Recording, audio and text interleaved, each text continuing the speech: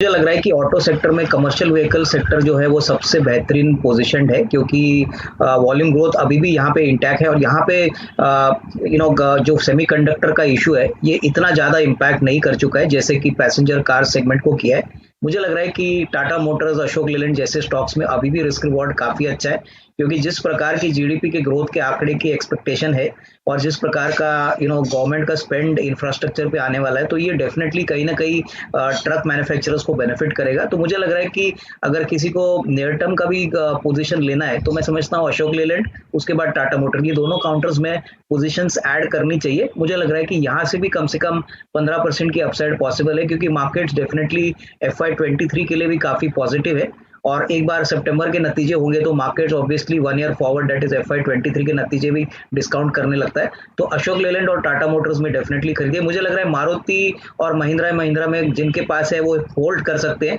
But fresh निवेश definitely नहीं करना चाहिए। हमको लग रहा है कि यहाँ पे शायद डिसअपॉइंटमेंट आपको क्वार्टरली नंबर्स में एटलीस्ट 1-2 क्वार्टर्स देखने को मिल सकती है।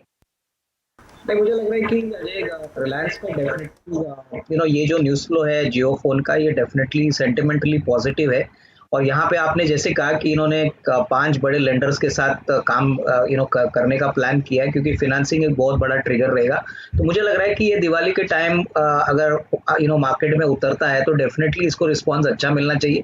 मेरे ख्याल से आने वाले 1-2 क्वार्टर्स में आपको डेफिनेटली इसमें जो रेवेन्यू ट्रैक्शन है वो भी देखने को मिलेगी। लेकिन जो सबसे बड़ी पॉजिटिव है ये कि मैं समझता हूँ कि ऑयल रिफाइनिंग और जो ऑयल का जो जियो का बिजनेस है वहां पे हमको लग रहा है कि सेकंड हाफ में not only volumes but pricing भी थोड़ी अच्छी रहेगी। इनफैक्ट प्रीवियस क्वार्टर में जियो के प्राइसिंग के लेके थोड़ी सी डिसअपॉइंटमेंट जरूर थी बट हमको लग रहा है कि रिलायंस के पास काफी दूसरे ट्रिगर्स है जिससे हमको लग रहा है कि second half will be much better than the first half. और ऑब्वियसली जिस लेवल पे रिलायंस है मुझे लग रहा है कि मार्केट्स उम्मीद कर रहा है कि ऑयल का बिजनेस हो या जियो का बिजनेस हो यहाँ पे कोई ना कोई पॉजिटिव सरप्राइज आएगा अर्निंग्स के पॉइंट ऑफ व्यू से। तो ये डेफिनेटली बज में रहेगा और मेरे ख्याल से जिनके पास है वो होल्ड करे। स्टॉक निचले लेवल से काफी भाग चुका है अजय, तो हमारा व्यू पॉजिटिव है और हम समझते हैं कि करीबन 2900-3000 का फर्स्ट टारगेट यहाँ पे रहेगा और उसके बाद जैसे मैनेजमेंट कमेंट्री आएगी नए प्रोडक्ट्स जैसे जियो फोन का लॉन्च है, जियो का बिजनेस है, ये मार्केट्स क्लोजली वॉच करेगी। Jio Mart will be the joker in the pack, काफी अच्छी तरह से बिजनेस स्केल अप हुआ है तो यहाँ पे भी हमको लग रहा है कि पॉसिबली फोर्थ क्वार्टर में एक अच्छा रेवेन्यू और मार्जिन का इंप्रूवमेंट इस बिजनेस से आएगा। तो net I think earning season उम्मीद से काफी अच्छा है और जैसे आंकड़े बता रहे हैं मुझे लग रहा है कि जो बाकी कंपनियां हैं वहां पे भी अर्निंग्स सरप्राइज ही करेंगी ऑन द पॉजिटिव साइड। मुझे लग रहा है कि मार्केट्स ये उम्मीद लगा रहा है कि ऑब्वियसली अगर कोविड जाता है तो तीसरी और चौथी तिमाही that is second half of FY22 first half से काफी बेहतरीन रहेगी। सबसे बड़ी बात जो मार्केट को शायद थोड़ी सी कंसर्न दे रही है वो मार्जिन के ऊपर है। Raw material prices across sectors बढ़ी है तो मार्जिन प्रेशर जरूर रहेगा लेकिन ओवरऑल डिमांड जो इकोनॉमी में है अक्रॉस सेक्टर्स यहाँ पे कोई डाउट नहीं कि टॉप लाइन ग्रोथ अच्छी रहेगी और जो प्राइसिंग पावर वाली कंपनी रहेगी वहां पे इनको काफी कुछ प्रॉब्लम नहीं होगा प्राइसेस इंक्रीज करने के लिए। लेकिन जैसे इंफ्रास्ट्रक्चर है, सेक्टर्स है जैसे कि सीमेंट है, बिल्डिंग प्रोडक्ट्स है, कैपिटल गुड्स है, ये सारे सेक्टर्स में हमको लग रहा है कि और भी बहुत तेजी आने की उम्मीद रहेगी second half of FY22। I think आपका पॉइंट राइट है कि कमोडिटी प्राइसेस सॉफन जरूर हो चुके हैं लेकिन मुझे लग रहा है कि जो फुल इम्पैक्ट है वो हमको मेरे ख्याल से थोड़ा सा वेट करना पड़ेगा। अभी भी क्रूड के कीमतें रिकॉर्ड हाई लेवल्स पे हैं और आपने सही कहा कि स्टील, एल्यूमिनियम, कॉपर ये प्राइसेस थोड़े से ऊपरी लेवल से करेक्ट हो चुके हैं। तो डेफिनेटली आई मीन थोड़ा सा लग रहा है कि सॉफ्टनिंग ट्रेंड अगर आगे भी जारी रहता है तो मार्जिन प्रेशर जो सेकंड क्वार्टर में हमने देखा है वो शायद इतना ही रहेगा। स्पेशली अगर हम ऑटो सेक्टर की बात करें तो ऑटो सेक्टर में जिस प्रकार का हिट सेकंड क्वार्टर में कंपनीज ने लिया है वो शायद थोड़ा सा कम हो। तो I think let us keep our fingers cross but अगर कमोडिटी प्राइसेस सही में एक डाउनवर्ड ट्रेंड शुरू करते हैं तो डेफिनेटली आपको काफी अच्छा पॉजिटिव रुझान ये सारे जो consuming another couple of months before ये ट्रेंड एक स्ट्रॉन्ग विजिबल ट्रेंड देखने को मिल सकता है। है कि देखिए आईटी स्टॉक्स ने काफी मार्केट्स को आउट परफॉर्म किया है तो कहीं ना कहीं अभी जो दूसरे सेक्टर्स है वो रोटेट हो रहे हैं और मुझे लग रहा है कि आईटी सेक्टर में अभी भी जो टेलविंड्स है वो काफ़ी पॉजिटिव है, स्पेशली अगर हम डिजिटल और क्लाउड के स्पेस में अगर बात करें। और ये हमने ऑलरेडी टीसीएस की कमेंट्री, माइंडट्री की कमेंट्री, एचसीएल टेक की कमेंट्री में देखा है।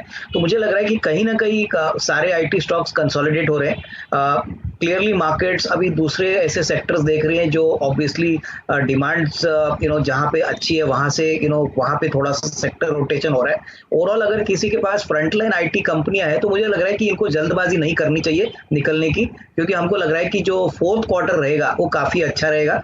इनफैक्ट जो फोर्थ क्वार्टर नॉर्मली होता है तभी कंपनीज अपने आईटी बजट्स भी थोड़ा बहुत संकेत यहाँ पे देती है। तो मेरे ख्याल से वो एक समय होगा जब आपको अच्छी रीरेटिंग वापस देखने को मिलेगी, बट टिल दैट टाइम यहाँ पे काफी कंसोलिडेशन देखने को मिलेगा। और ये जो सेलिंग आ रही है वो ज्यादातर मुनाफा वसूली है, ऐसा कोई बड़ा पैनिक सिचुएशन नहीं है। मुझे लग रहा है कि मार्केट्स दूसरे सेक्टर जैसे सीमेंट, इंफ्रा, कैपिटल गुड्स यहाँ पे भी ज्यादा इंटरेस्ट दिखा रहा है, क्योंकि ये सेक्टर्स काफी हद तक अंडर परफॉर्म कर रहे थे। तो हो सकता है कि सेक्टर रोटेशन का भी एक पॉसिबिलिटी रहे, लेकिन इनहेरेंटली आईटी सेक्टर में हमको नहीं लग रहा है कि कोई नेगेटिविटी है। ऑब्वियसली फोर्थ क्वार्टर में आपको वापस थोड़ी सी अपट्रेंड देखने की पॉसिबिलिटी रहेगी, क्योंकि इनका व्यू डेफिनेटली मार्केट्स और इंडस्ट्री स्पोक्समैन बहुत रिस्पेक्ट के साथ लेते हैं। काफी बड़ा हाउसिंग फाइनेंस का स्पेस ही ऑक्यूपाई करते हैं। तो मुझे लग रहा है कि आपने सही कहा कि रियल एस्टेट और हाउसिंग फाइनेंस ये दोनों ही इंटरलिंक्ड है। और यहाँ पे हम समझते हैं कि जो बड़े प्लेयर्स है जो निश मार्केट्स में ऑपरेट करते हैं वहाँ पे डेफिनेटली काफी फायदा होगा। मेरे ख्याल से जो सबसे बड़ा प्लेयर नॉर्थ इंडिया में डीएलएफ है, उसके बाद जो गिने चुने मुंबई में प्लेयर्स है जैसे ऑबरे रियल्टी है, सनटेक है, यहाँ पे हमने देखा है कि ऑलरेडी नॉट ओनली इन्वेंट्री अच्छी तरह से बढ़ी है, काफी हद तक बैलेंस शीट भी बहुत अच्छी की है, डीएलएफ ने काफी सिग्निफिकेंटली अपना डेट भी कम किया है। तो ये जो है ये पॉजिटिवली आने वाले कम से कम 3-4 क्वार्टर्स के लिए ग्रोथ जारी रहेगा। रही बात हाउसिंग फाइनेंस कंपनीज की, तो हम समझते हैं कि यहाँ पे जो प्राइवेट सेक्टर प्लेयर्स है जैसे एचडीएफसी है, टिपिकली एलआईसी हाउसिंग है, यहाँ पे फोकस करिए, क्योंकि बहुत समय तक ये अंडर परफॉर्म कर रहे थे। होपफुली अगर रियल एस्टेट मार्केट चलता है तो इनके लिए भी डिसबर्समेंट्स अच्छी रहेंगी और इनकी एसेट क्वालिटी भी काफी ठीक ठाक है। तो मेरे ख्याल से ये दोनों सेक्टर्स में आपको अच्छी तेजी आने वाले कम से कम 6 to 12 मंथ्स में देखने को मिलेगी। और ये मेरे ख्याल से इसलिए भी अच्छी है क्योंकि इंटरेस्ट रेट्स रिकॉर्ड लो पे है और हमें नहीं लगता कि कम से कम नेक्स्ट 6 मंथ्स के लिए इंटरेस्ट रेट्स में कोई बदलाव होगा। तो net net I think one should stay invested.